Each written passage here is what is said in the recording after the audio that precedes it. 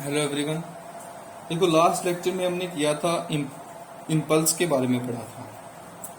तो आज हम करेंगे impulse momentum theorem. Impulse momentum theorem को हम परफॉर्म करेंगे। क्या है इम्पल्स मोमेंटम थ्योरम, उसका रिजल्ट क्या है वो हम प्रूफ करेंगे। तो सबसे पहले हमारे पास है according to Newton's second law of motion. Newton का सेकेंड लॉ ऑफ मोशन हमें क्या कहता है, जो फोर्स वेक्टर है एफ वेक्टर, वो किसके इक्वल है, rate of change of momentum से, डीपी बाई डी टी का।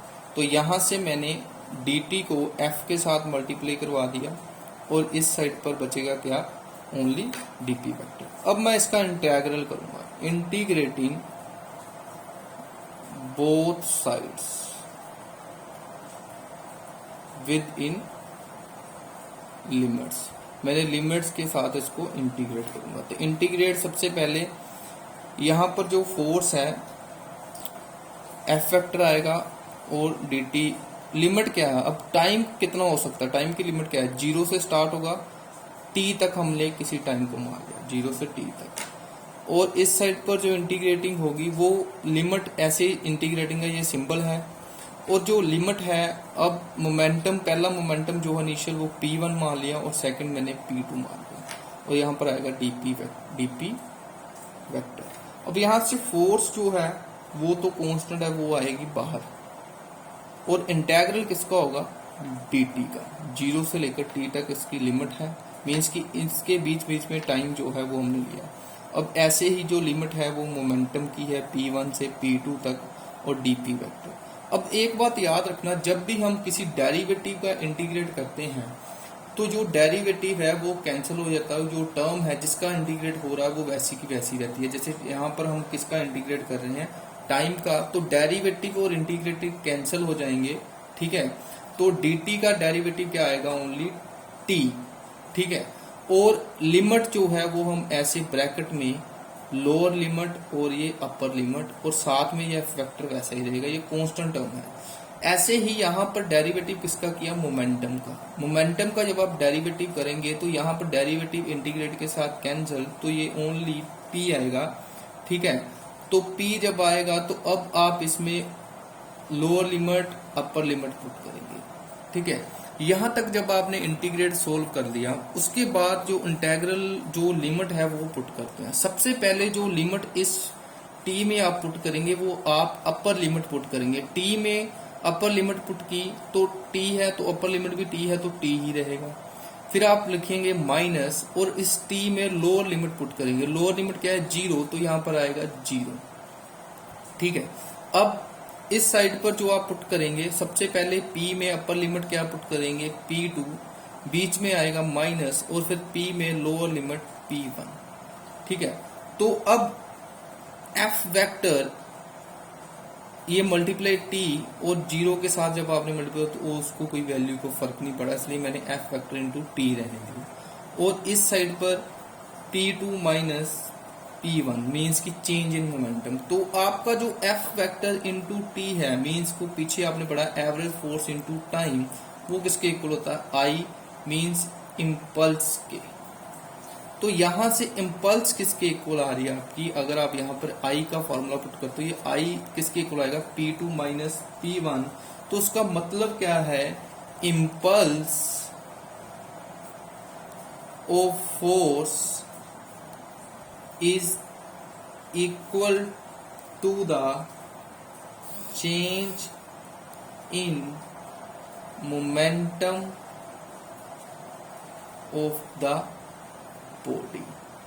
कहते जो इम्पल्स फोर्स है वो किसके इक्वल है, वो जो बॉडी का मोमेंटम चेंज होगा वो उसके इक्वल है, ठीक है। तो ये रिजल्ट था इम्पल्स मोमेंटम थ्योरम का, ठीक है। अब आपने इम्पल्स के बारे में पढ़ लिया, इम्पल्स मोमेंटम के बारे में पढ़ लिया।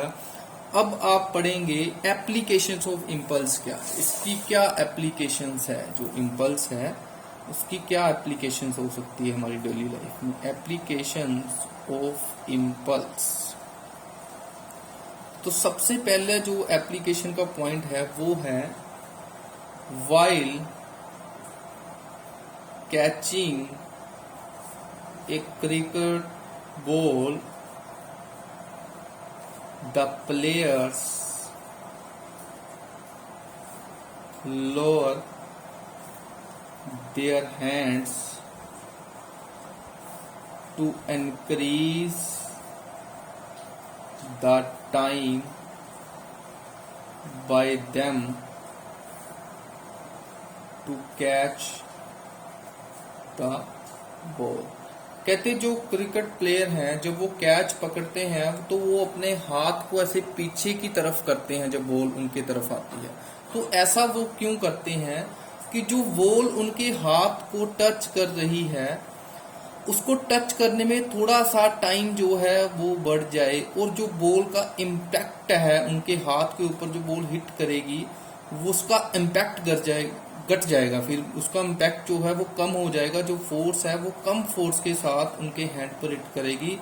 जब वो जो उनका टाइम जो है वो इंक्रीज कर देंगे हाथ तक पहुंचने के लिए तो उनका फोर्स का इम्पैक्ट कम हो जाएगा, जिसके उसको अपने हाथ को जो है वो प्रिवेंट कर सकते हैं, इंजरी से वो बचा सकते हैं। तो ये रीजन है क्रिकेट प्लेयर जो है बॉल जैसे ही कैच पकड़ते हैं थोड़ा पीछे की तरफ अपना हाथ करते हैं कि कुछ इंजरी ना हो पाए उनको। ठीक है, बॉल का जो टाइमिंग है उनके हाथ तक पहुंचने का वो इंक्रीज कर देती हैं। ठीक है, तो पहली एग्जांपल्स ये हैं। ठीक है, अब सेकंड एग्जांपल जो है वो शोकर्स जो है, द शोकर्स जो हमारे बाइक्स में शोकर्स होते हैं, गाड़ियों में शोकर्स होते हैं। Shockers installed in the vehicle increase the impact time for impulsive force due to uneven road। देखो हमारे इधर तो वैसे भी रोड जो है ज़्यादा कुछ बढ़िया नहीं होते, तो रोड जब टूटे हो तो गड्ढे में जब भी गाड़ी आपका व्हीकल पड़ेगा तो एक फोर्स लगती है। तो अगर आपकी गाड़ी में शॉकर्स ना हो तो वो आपका टायर जो है वो ब्रेक कर सकता है, जो आपका रिम है वो टूट सकता है। तो उसमें शॉकर्स इसलिए लगाए जाते हैं कि जो जब गाड़ी गड्ढे में पड़ती है तो उस पर जो फोर्स लग रही है, उसके व्हील के ऊपर जो फोर्स लग रही है उसके, वो थोड़ा कम हो जाए। वो कैसे कम होगा? शॉकर्स क्या करते हैं, वो जो फोर्स का जो इम्पैक्ट है उसको कम कर देते हैं। जो फोर्स का इम्पैक्ट है उसका टाइम ज्यादा लगता है उसको, उस फोर्स को यहाँ पर उसने इम्पैक्ट करना है, उस तक जो उसका फोर्स का इफेक्ट है उसको थोड़ा सा टाइम ज्यादा लगेगा शॉकर्स के साथ वहां तक इम्पैक्ट पाने के लिए। तो जब टाइम ज्यादा लगेगा तो फोर्स का जो इम्पैक्ट है वो कम हो जाएगा, तो जो गाड़ी है वो उसको जर्क कम लगेगा, व्हीकल को जर्क कम लगेगा, तो उसको कुछ ज्यादा जो है नुकसान नहीं होता। सेम वैसे ही टाइम ज्यादा बढ़ा दिया, जैसे कैच पकड़ते समय प्लेयर ने अपने हाथ को पीछे कर दिया, वैसे ही टायर पर जो फोर्स लगेगी गड्ढे में पड़ने के लिए, शॉकर्स क्या करते हैं, टाइम थोड़ा सा ज्यादा लगता है, वो प्रेस हो जाते हैं, और जब वो प्रेस होने के बाद खुलते हैं तो जो फोर्स है उसका टाइम ज्यादा बढ़ जाता है और इम्पैक्ट कम हो जाता है। ठीक है, तो ये रीजन से जो है कि हम व्हीकल्स को बचा सकते हैं। ठीक है, तो शॉकर्स ऐसे हमारे काम करते हैं। तो थर्ड एप्लीकेशन क्या है, for the same reason, third application में भी रीजन यही है। तो एग्जाम्पल क्या है, glass wares and china wares. Glass wares means glass के बने हुए बर्तन, और या फिर चाइना वेयर्स जो क्ले वगैरह से, मिट्टी से बनते हैं, वो often packed with a thick layer of paper to decrease the impact time while transporting them from one place to another and avoid the damage। जो ग्लास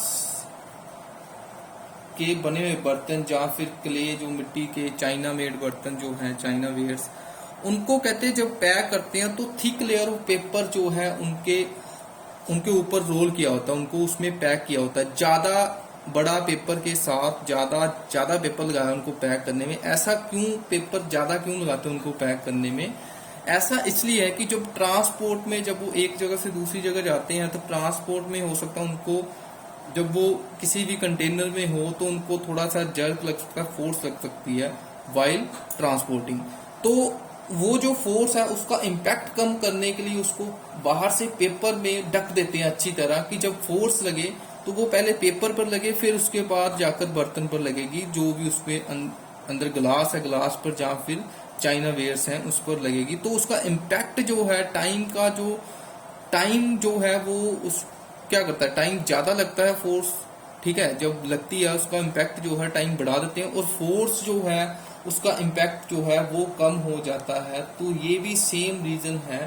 तो ये सभी जो थी एप्लीकेशन थी आपकी इम्पल्स की, जो हमने 3 एप्लीकेशन जो है इस टॉपिक में डिस्कस की। Thank you.